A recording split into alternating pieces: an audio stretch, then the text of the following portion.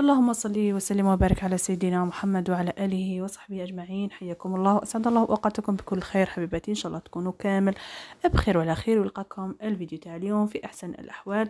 كالعادة عاود طليت على خياتي بحاجة حلوة، ربي يحل ياماتنا وياماتكم.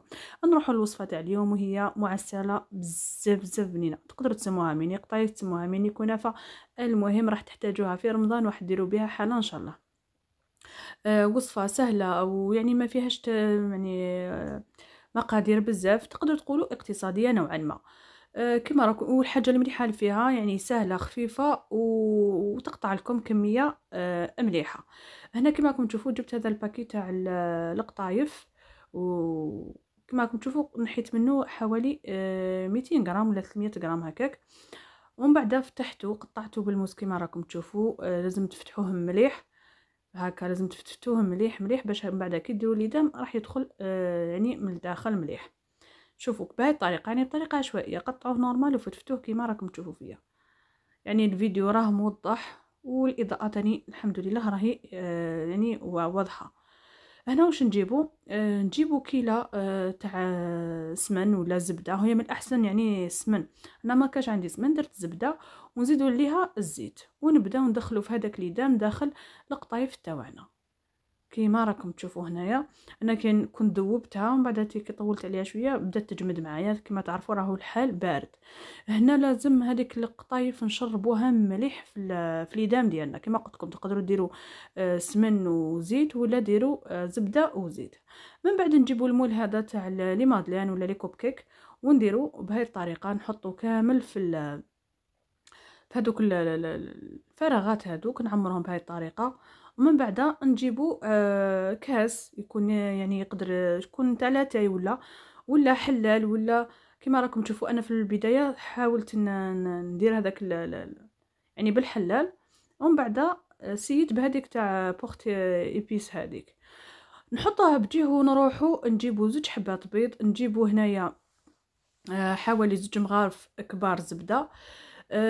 بالنسبه للسكرفشت هنايا هذه حاجه اختياريه، انا نحب الكو تاع لو زيت سيترون كي نخدم هكا معسلات ولا لافاغ تكون فيها الكاوكاو. شوفوا البنات، هنا بالنسبه للمكسرات اليكم اختيار، يعني تحبوا ديروا لوز وحده، تحبوا ديروا كاوكاو، تحبوا ديروا خليط ما بين لوز وكاوكاو. هنا نحتاجوا حوالي 3 مغارف سكر كما راكم تشوفوا. كما قلت لكم ديروا خليط ما بين لوز وكاوكاو، ولا لوز وجوز، ولا ديروا كاوكاو وحده، ولا ديروا لوز وحده. ولكن كاين هنا حاجه حبيت نقول لكم عليها، انه الكاوكاو يشرب. هنا كما راكم تشوفوا درت 2 حبات. ومن الاحسن والمستحسن انكم ديروا المارغرين تاعكم ولا الزبده تاعكم تكون الطريه، يعني ما تكونش جبتوها من الفريجيدر. انا كانت في الفريجيدر جبتها كي عاد الحال بارد ما ذابتش معايا. هنا نجيبوا حوالي 200 غرام تاع كاوكاو ثاني يكون مرحين مليح كما راكم تشوفوا. انا بطبيعه الحال يكون محمص. ونجيبوا المزهر، صدقوني هذا المزهر بزاف ريحته يعني بزاف شابه. اذا لقيتوا شرو هذا النوع خير. درت حوالي كما راكم تشوفوا غير بالبوشون برك، يعني باش ندي النكهه تاع المزهر. انا كي تكون هكا معسلات ولا حلوه تقليديه نحب ريحه المزهر كي تكون يعني فيها معبقه. كما راكم تشوفوا هنا نزيدوا مغيرفه تاع فارينه. ومن بعد كي بديت نخلط هنايا بان لي بلي الكاوكاو هذاك شرب كامل هذاك البيض. هنا واش نزيد ندير؟ نزيد نجيب حبه بيض كما راكم تشوفوا يعني وموضح في الصوره. هنا ضفت هذيك الحبه تاع البيض. يعني لازم الخليط يكون كما نقولوا طري، يكون طالق روحه شويه، ما يكونش ناشف كما القوام تاع الكيك تاع المسكوتشو. وتقدروا ديروه في قالب كبير، يعني في مول كبير لا خطره وحده، ولا ديروهم في لي مول صغار كما درت انايا. خطاش كاين هذاك البلا هذاك كاين فيه 12 وكاين اللي فيه 24. هنا راح تضيفوا مغرفه صغيره تاع لاليفر ولا خميره الحلوى. تخلطوا كل حاجه مع بعضها هكا حتى تندمج. ومن بعد شوفوا شحال خليت من هذيك 200 غرام. نبدا ندير في هذاك لافاغس هذيك نديرها في الفراغات اللي درناها في القطايف تاعنا. صدقوني تجي وحد المعسلات من اروع ما يكون، وحد البنه ما شاء الله. هنا كل واحد ومقدورو. تجيبوا من بعد كاوكاو افيلي ولا لوز افيلي، ولا اذا ما كاش متوفر عندكم في زوج تقدروا الكاوكاو تخلوه شويه خشين، ترحوه في الخشين وتعاودوا تزينوا به. هنا حبيت نخفف العسل اللي عندي، ما درتش عسل، ما درتش عسيله، درت العسل يعني تاع اللي نشروه من برا، خففته كما راكم تشوفوا بالمزهر.